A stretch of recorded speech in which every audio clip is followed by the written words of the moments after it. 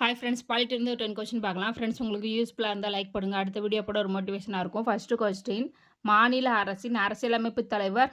Answer B, ஆளுநர்.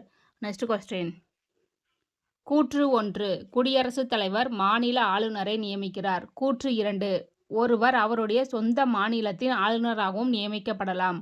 Answer A, கூற்று 1 மற்றும் சரி. கூற்று 2 எதற்காக தவறுனா, ஒருவர் அவருடைய சொந்த மாநிலத்தில் ஆளுநராக நியமிக்கப்பட மாட்டார்கள். உதாரணமாக தமிழ்நாட்டில் பிறந்தவர்கள் தமிழ்நாட்டில் ஆளுநராக நியமிக்கப்பட மாட்டார்கள். நெக்ஸ்ட் கொஸ்டின்,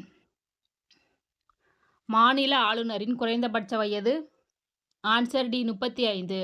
நெக்ஸ்ட் கொஸ்டின், கூற்று 1, ஆளுநர் மாநிலத்தின் பெயரளவு நிர்வாகி ஆவார். கூற்று 2, நிர்வாக அதிகாரங்கள் முதலமைச்சரிடம் உள்ளன.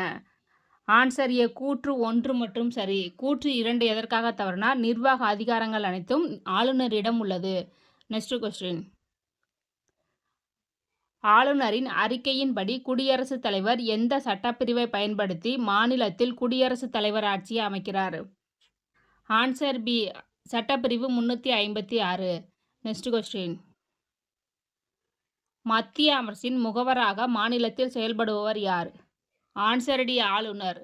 நெக்ஸ்ட் கொஸ்டின், உச்சநீதிமன்றத்தின் நீதிபதியாக நியமிக்க ஒருவர் எத்தனை ஆண்டுகள் உயர்நீதிமன்றத்தில் வழக்கறிஞராக பணியாற்றி இருக்க வேண்டும்.